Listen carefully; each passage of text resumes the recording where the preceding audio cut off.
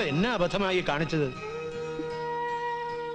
2-3 ലക്ഷം വാങ്ങിയിട്ടാ പലയിടത്തും അധ്യാപകരെ നിയമിക്കുന്നത്. 10 നയാ പൈസ മുടക്കില്ലാതെ നല്ലൊരു ജോലി കിട്ടിയിട്ട് രാജിക്കത്തും കൊടുത്തേച്ച് വന്നിരിക്കുന്നു. കുട്ടികളുടെ മുന്നിൽ വെച്ച് എന്നെ ഇൻസൾട്ട് ചെയ്താ പിന്നെ ഞാൻ എന്താ ചെയ്യേണ്ടത്? നീ എന്നാ തേവക്കാട്ടുകാരോട് മത്സരിക്കാൻ പോവാന്നോ? അവരെ പിണക്കിയിട്ട് നമുക്ക് ഈ നാട്ടിൽ ജീവിക്കാൻ ഒക്കുന്നു നിനക്ക് തോന്നുന്നുണ്ടോ? ഭർത്താവേ, എന്നാത്തിനുള്ള പുറപ്പാടാന്നോ ആവോ?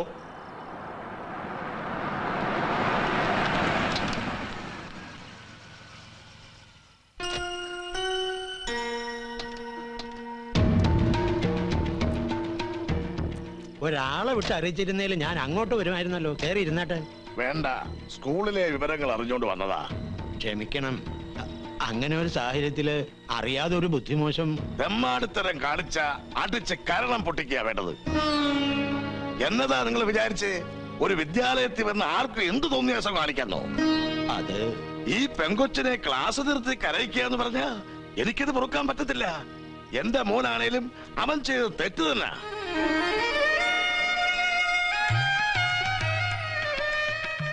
ഈ ലോകത്ത് എന്റെ അപ്പന് സഹിക്കാൻ മേലാത്തത് ഒന്ന് മാത്രമേ ഉള്ളൂ, പെങ്കൊച്ചുങ്ങളുടെ കണ്ണീര്. ഞങ്ങളുടെ ഒരു സ്ഥാപനത്തിൽ നിന്നും ഒരു പെങ്കൊച്ചും ജോലി ഉപേക്ഷിച്ച് കണ്ണീരോടെ പോകാൻ പാടില്ല. മേലിൽ കുട്ടപ്പായി വന്ന് കുഴപ്പങ്ങളൊന്നും ഉണ്ടാക്കാതെ ഞാൻ ശ്രദ്ധിച്ചോളാം, പോരായോ?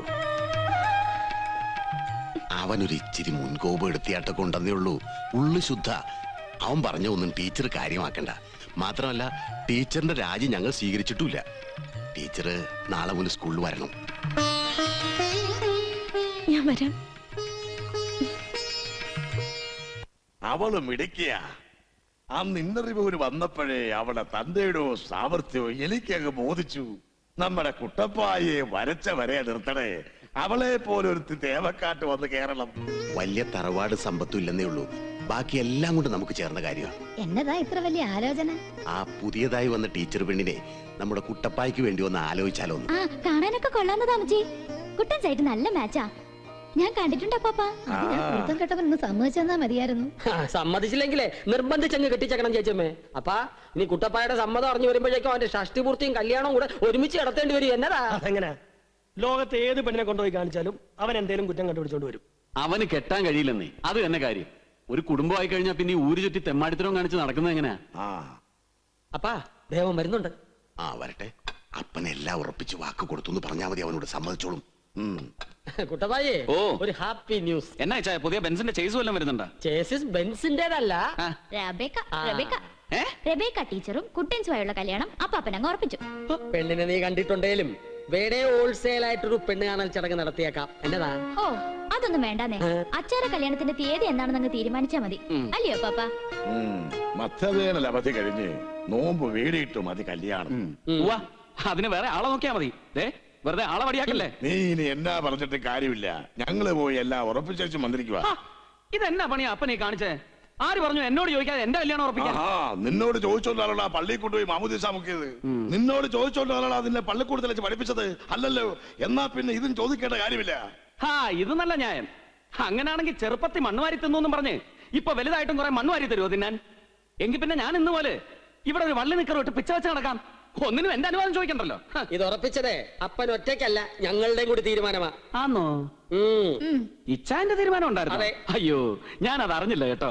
എങ്കിലൊരു കാര്യം ചെയ്യും, ഇച്ചായൻ തന്നെ ആ പെണ്ണെ കെട്ടിക്ക. അതിന് മേരിക്കുച്ച് സമ്മതിക്കോട്ടെ. അയ്യടാ, വയസ്സുകാലത്തെ ഒരു പൂതി. ഈശോയെ, നീ ഇവിടെ ഉണ്ടായിരുന്നോ? ഒരു കാര്യം ഞാൻ പറഞ്ഞേക്കാം, ആ ടീച്ചർ പെണ്ണിന് വേറെ വല്ല വാദിയാരെ അന്വേഷിച്ചോണം. ഇത് നടക്കുകയല്ല. ദേവക്കാട്ട് അവറാച്ചൻ ഒരു വാക്കേ ഉള്ളൂ. നീ എന്നാ പറഞ്ഞാലും നടന്നിരിക്കും. ഇതെന്നാ മര്യാദയാ? വെറുതെ ഓടിക്കൊണ്ടിരിക്കുന്ന വണ്ടിയിൽ ഓയിൽ ഇടാൻ നോക്കരുത്. ഓയിൽ ഇടാൻ മാത്രമല്ല, വേണ്ടി വന്ന ഗ്രീസ് അടിച്ച് പഞ്ചർ ഒട്ടിച്ചാ വിടാൻ പോകുന്നത്. ആ കുട്ടിക്ക് എന്നതാ ഒരു കുറവ്? പഠിപ്പുണ്ട്, സൗന്ദര്യമുണ്ട്, പിന്നെന്നാ? അപ്പൊ ഇത് ചേച്ചിയമ്മയും കൂടെ അറിഞ്ഞോണ്ടുള്ള ഒരു ഇടപാടല്ലേ? അവക്ക് ഒരു കുറവുമില്ല, കൂടുതലേ ഉള്ളൂ, ഒരെല്ല്. അത് നമുക്ക് ഊരാമടാ. അപ്പ കുട്ടപ്പായിക്ക് അഭിപ്രായ വ്യത്യാസം വന്ന സ്ഥിതിക്ക് ഈ പ്രശ്നവും ഭൂരിപക്ഷത്തിന്റെ തീരുമാനത്തിന് വിടാം. എന്നാ? അതാ അതിന്റെ ശരി. അങ്ങനെയാണെങ്കിൽ ഇവനും ആ പെങ്കൊച്ചും തമ്മിലുള്ള കല്യാണത്തിനെ അനുകൂലിക്കുന്നവരൊക്കെ ഒന്ന് കൈപോക്കണം. അനുകൂലിക്കുന്നവരുടെ എണ്ണം കണ്ടല്ലോ. ഇനിയിപ്പോ നീ എന്നാ പറയുന്നേ? അങ്ങനെ അങ്ങ് പോവാതെ ഒന്ന് സമ്മതം മൂല്യച്ചും പോ. എടാ കുട്ടപ്പായി, നീ അങ്ങ് സമ്മതിക്കടാ മോനെ. ചേച്ചിയമ്മല്ലേ ഈ പറയുന്നേ? അവള് നല്ല പെണ്ണാ മോനെ. അതെ, ഭൂരിപക്ഷത്തിന്റെ അഭിപ്രായത്തെ പേടിച്ചിട്ടൊന്നുമല്ല. ചേച്ചിയമ്മ പറഞ്ഞതുകൊണ്ട് തൽക്കാലം എനിക്ക് സമ്മതം. ആഹാ. എന്നതാ എന്നതാ എന്നതാ സമ്മതമാണോ? അപ്പൊ ഈ കാണിച്ചതൊക്കെ ചുമ്മാ ജാടയല്ലായിരുന്നോ? എടി കാന്താരി, നിന്നെ ഇന്ന് ഞാൻ- ഇനി ആ പെങ്കൊച്ചിന്റെ വീട്ടിൽ പോയി കാര്യങ്ങൾ ആലോചിച്ചാ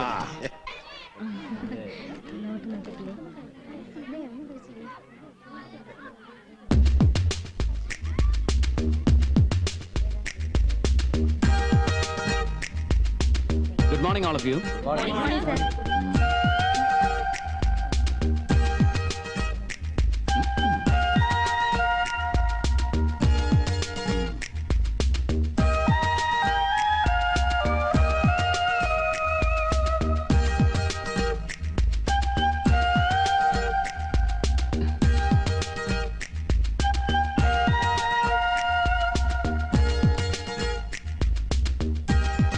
കുട്ടപ്പായി, എന്നതാ?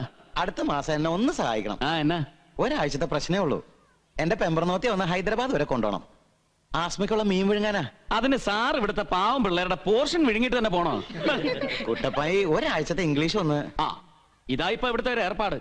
എന്റെ തലയിൽ ഓരോന്ന് കെട്ടിവെച്ചേച്ച് ഭാര്യയുടെ പ്രസവം, ആസ്മ എന്നൊക്കെ പറഞ്ഞ് ഓരോരുത്തരങ്ങ് മുങ്ങിയേക്കുക. എപ്പോഴും ഈ കേസ് കെട്ടൊന്നും എന്നെ കൊണ്ട് പറ്റിയല്ല. നമ്മൾ വല്ല അരിച്ചാക്കോ ലോറിയോ ഒക്കെ ആയിട്ട് കഴിഞ്ഞോളാവേ.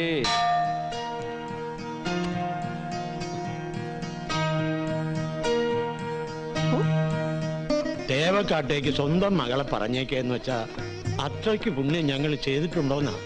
അറിയാലോ, ഞാനൊരു റിട്ടയേർഡ് അധ്യാപകനാ. ആകെ സമ്പാദ്യം എന്ന് പറയാനുള്ളത് 3 പെൺമക്കളാ. നാട്ടുനടപ്പനുസരിച്ച് ഒരു പെൺകുട്ടിയെ പറഞ്ഞയക്കുമ്പോ മറ്റുള്ള കാര്യങ്ങൾ ഓർത്ത് വേവലാതിപ്പെടേണ്ട കാര്യമില്ല. നിങ്ങള് ഉടുത്തൊരുങ്ങിയ പെങ്കൊച്ചിനെ പള്ളിയിലോട്ട് എത്തിച്ചാ മാത്രം മതി. അതെ, ബാക്കി വിഷയങ്ങളൊക്കെ ഞങ്ങൾ കൈകാര്യം ചെയ്തോളാം.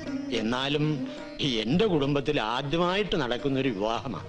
എന്നെ കൊണ്ടാവുന്ന രീതിയിൽ എന്റെ മോളെ പറഞ്ഞേക്കണമെന്ന് ആഗ്രഹമുണ്ട്. എതിരൊന്നും പറയരുത്. ചുരുങ്ങിയത് ഒരു 3 മാസത്തെ സമയമെങ്കിലും എനിക്ക് തരണം. ആ പറഞ്ഞതൊരു ന്യായമാണല്ലോ. അങ്ങനെയാന്നേ തൽക്കാലം കാര്യങ്ങളൊക്കെ നമുക്ക് വാക്കാൽ ഉറപ്പിച്ചു വെക്കാം. ആ, പിന്നെ പെൺകുട്ടിക്ക് എതിരഭിപ്രായം ഒന്നും ഉണ്ടാവില്ലല്ലോ. അവക്കങ്ങനെ എതിരഭിപ്രായമൊന്നും വരേണ്ട കാര്യമില്ല. എങ്കിലും അവളുടെ മനസ്സുകൂടെ ഒന്ന് അറിയണമല്ലോ. ആ, സ്കൂളിൽ നിന്ന് വന്നു കഴിയുമ്പോ ഞാൻ അവളോട് സംസാരിക്കാം. എന്നിട്ട് തേവക്കാട്ട് വന്ന് വിവരവും അറിയിക്കാം. ആ, എന്നാ പിന്നെ പറഞ്ഞതുപോലെ. ഓ,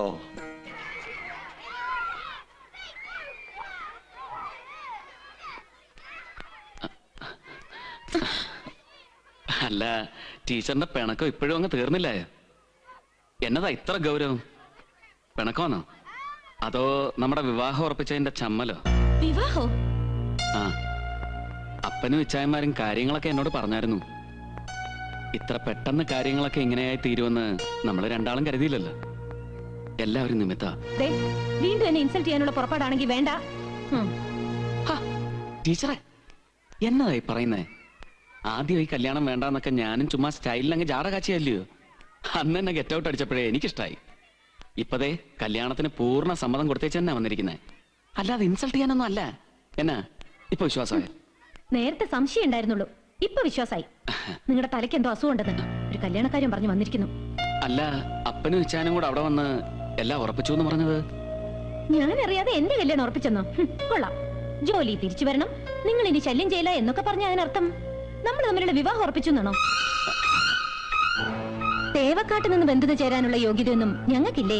മാത്രമല്ല, നിങ്ങൾക്ക് നല്ല അറിവും സംസ്കാരവും തലയ്ക്കകത്ത് കാര്യമായിട്ട് എന്തെങ്കിലും ഉള്ള ഒരു ബുദ്ധിജീവി പെൺകുട്ടിയെ നോക്കുന്നതായിരിക്കും നല്ലത്. ഞാനൊക്കെ സിലബസിലുള്ള വിഷയങ്ങളെ കുറിച്ച് മാത്രം വിവരമുള്ളൊരു സാധാരണ ടീച്ചറാ. നമ്മളെങ്ങ് വെറുതെ വിട്ടേരെ മാഷേ.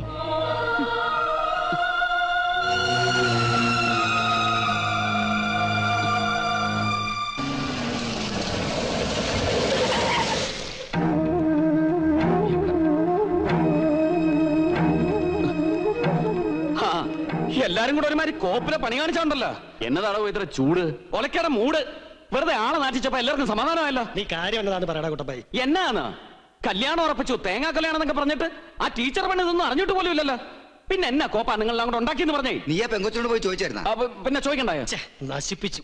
നിന്നോട് ആരേലും പറഞ്ഞോ കേട്ടപ്പെടാ പെണ്ണോട് പോയി ചോദിക്കാൻ? ചേച്ചിയമ്മയും കൂടെ ഇതിന് കൂട്ടുനിന്നല്ല എനിക്ക് സങ്കടം. അപ്പനും ഇച്ചായനും കൂടെ പെങ്കൊച്ചിന്റെ വീട്ടിൽ കാര്യങ്ങൾ ഉറപ്പിക്കാൻ പോയിരിക്കുക. എടാ, സ്കൂളിൽ നിന്ന് വീട്ടിൽ ചെല്ലുമ്പോഴേ അവള് വിവരങ്ങൾ അറിയത്തുള്ളൂ. സ്കൂളിൽ ചെന്ന് നേരിട്ട് ആലോചിക്കാൻ നിന്നോട് ആരാ പറഞ്ഞത്? ഓ, ഇനി ആരും ആലോചിക്കാൻ നിൽക്കണ്ട. അവക്ക് ഈ കല്യാണത്തിൽ താല്പര്യമൊന്നുമില്ല.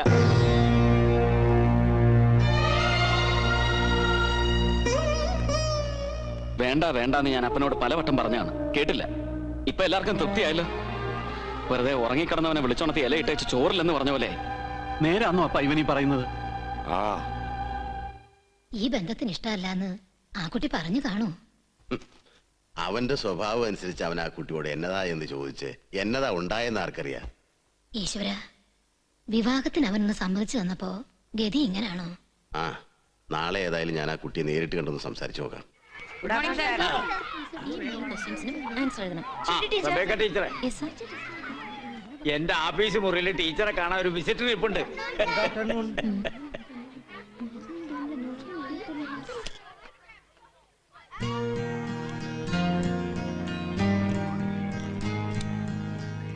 ഞങ്ങൾ ഇന്നലെ വീട്ടിൽ വന്നായിരുന്നു.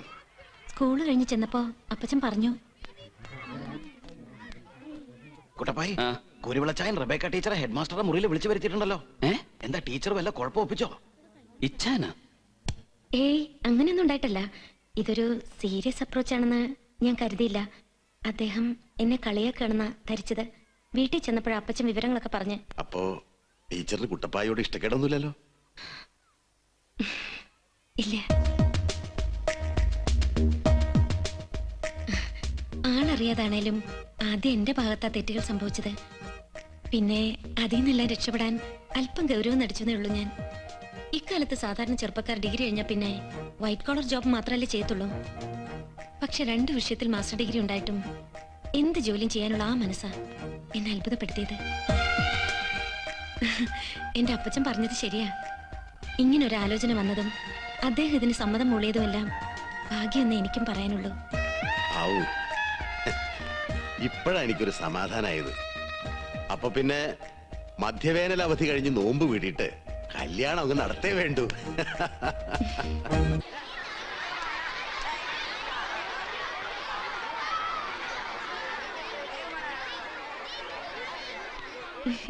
എന്നാ കാണാം. ബൈ.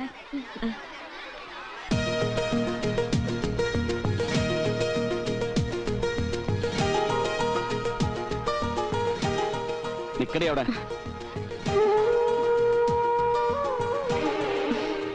നീ ഇച്ഛായനോട് പറഞ്ഞതെല്ലാം ഞാൻ പുറത്തുനിന്ന് കേട്ടു. നീ എന്നാ പറഞ്ഞ? ഈ കുട്ടപ്പായിയെ വിവാഹം കഴിക്കുന്നത് നിന്റെ ഭാഗ്യം, നിന്റെ അപ്പന്റെ ഭാഗ്യം, നിന്റെ അപ്പാപ്പന്റെ ഭാഗ്യം. പിന്നെ ലോറിക്കണക്കിന് ഭാഗ്യങ്ങൾ ഇങ്ങനെ വന്ന് കേറാൻ പോവല്ലേ? കാത്തിരുന്നാ മതി. എടി, നിന്നെ പോലെ അഹങ്കാരിയായ ഒരു നരുന്ത് പെണ്ണിനെ അല്ലാതെ ഈ കുട്ടപ്പായിക്ക് വേറെ പെണ്ണിനെ കിട്ടില്ലെന്ന് കരുതിയോ? ഓ, കണ്ടേച്ചാലും മതി. മുരിങ്ങക്കോലിന് കണ്ണും മൂക്കും വെച്ച പോലൊരു സാധനം. അയ്യേ, എന്താ കുട്ടപ്പായി? ഹേയ്, ഒന്നുമില്ല. സാറ് ഭാര്യയും കൊണ്ട് മീൻ വിഴുങ്ങാൻ വെക്കോ. ക്ലാസ് ഒക്കെ ഞാൻ എടുത്തോളാം. ആ, വിട്ടോ. ആ, നീ പോവാൻ വരട്ടെ, ഞാൻ പറഞ്ഞിരുന്നില്ല. എടി, നിന്റെ മനസ്സിലിരിപ്പൊന്ന് അറിയാൻ വേണ്ടി മാത്രമാ ഇച്ചായമാര് വന്ന് കല്യാണം ഉറപ്പിച്ചു എന്ന് പറഞ്ഞപ്പോ ഞാൻ നിന്നോട് വന്ന് സംസാരിച്ചത്. അപ്പൊ നിനക്ക് പിന്നെ അഹങ്കാരം. നീ എന്നാ കരുതിയേ? നിന്റെ സൗന്ദര്യം കണ്ട് ഞാനങ്ങ് മയങ്ങിയെന്ന്. എടി, പെണ്ണുങ്ങളായ ഇച്ചിരി അടക്കവും ഒതുക്കവും ഒക്കെ വേണം. ഭാരത സ്ത്രീതൻ ഭാവശുദ്ധി എന്നൊക്കെ നിന്നെ പോലെ തന്റേടിയായ മീശയും വെച്ച് നടക്കുന്ന ഒരു പെണ്ണിന്റെ മുഖത്ത് നോക്കി ഒരിക്കലും പറയാനൊക്കെയല്ല. MA-കാരനായ തേവക്കാട്ട ജോസഫ് എബ്രഹാം എന്ന കുട്ടപ്പായിക്ക് വിവരദോഷിയായ ഒരു ഉണക്ക ടീച്ചറോ? ഞാൻ വല്ല ഡോക്ടറെ എഞ്ചിനീയറെ കിട്ടുമോ നോക്കട്ടെ. നീ വിഷമിക്കണ്ട. നിനക്ക് പണ്ട് ഞങ്ങളുടെ ഷാപ്പിൽ മീൻകറി വെക്കാൻ ഒരു കുഞ്ഞിപ്പൈലോ നിന്നായിരുന്നു. അവനെ ആലോചിക്കാം. എന്നതാടി നിന്ന് കരയുന്നേ? ഇപ്പൊ നിന്റെ തന്റെ ഇടവും പാചകമൊക്കെ എവിടെ പോയി? ആ, നിന്ന് മോങ്ങാതെ വണ്ടിയിലോട്ട് കയറി. വണ്ടിയിലോട്ട് കയറാൻ പറഞ്ഞപ്പോ പറഞ്ഞാ നീ കേക്കത്തില്ല. ഇങ്ങോട്ട് കയറി. എന്നാടി പേടിച്ചു പോയെ? ഇതൊക്കെ കുട്ടപ്പായുടെ ഒരു നമ്പർ അല്ലയോ? നിന്നെ ഒരു കുഞ്ഞിപ്പൈലൊന്നും വിട്ടുകൊടുക്കുകയല്ല ഈ കുട്ടപ്പായി. എനിക്ക് വേണം നിന്നെ.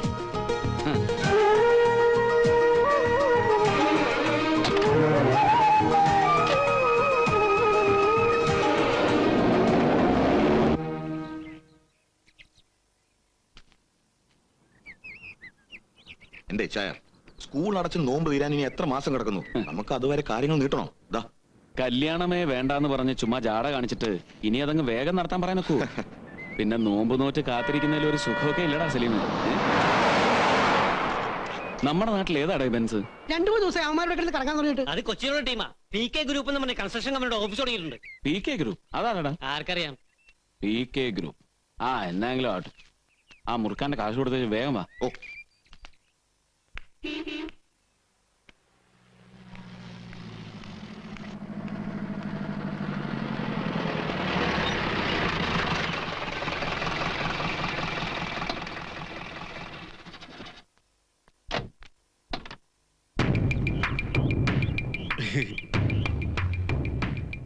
എല്ലായിടത്തും വെക്കടാ.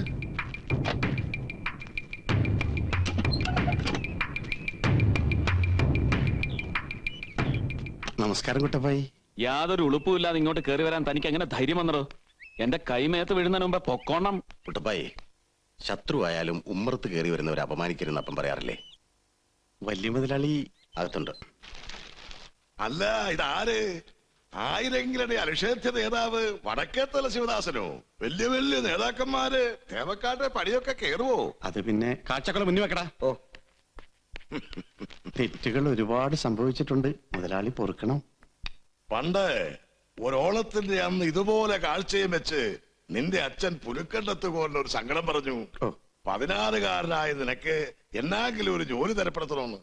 അങ്ങനെ TS നമ്പർ 42 ഈ കാല് തൊട്ട് വന്നിച്ച് നീ അങ്ങ് കള്ളലക്കാൻ കേറി. പിന്നെ വളർന്നപ്പോ പലപ്പോഴും ആ കാല് തന്നെ നീ വാരി എടോ മൂപ്പിന്നേ തന്നെ ഞാൻ കണ്ടോളാം എന്നുവരെ പറഞ്ഞു നീ. പഴയതൊക്കെ പറഞ്ഞ് മുതലാളി എന്നെ വിഷമിപ്പിക്കരുത്. സത്യം പറഞ്ഞ കുറ്റബോധം കൊണ്ട് അന്ന് രാത്രി ഞാൻ ഉറങ്ങിയിട്ടില്ല. ഈ ഒടുക്കത്തെ രാഷ്ട്രീയത്തിൽ ഇറങ്ങിയത് കൊണ്ട് അവന്മാര് പറഞ്ഞത് പലപ്പോഴും എനിക്ക് കേൾക്കേണ്ടി വന്നിട്ടുണ്ട്. രാഷ്ട്രീയക്കാര് പറഞ്ഞിട്ടാണോടാ പന്നെ പാലക്കല വഴിവെട്ട് കേസിൽ നീ ഞങ്ങൾക്കെതിരായിട്ട് കള്ളസാക്ഷി പറഞ്ഞേ?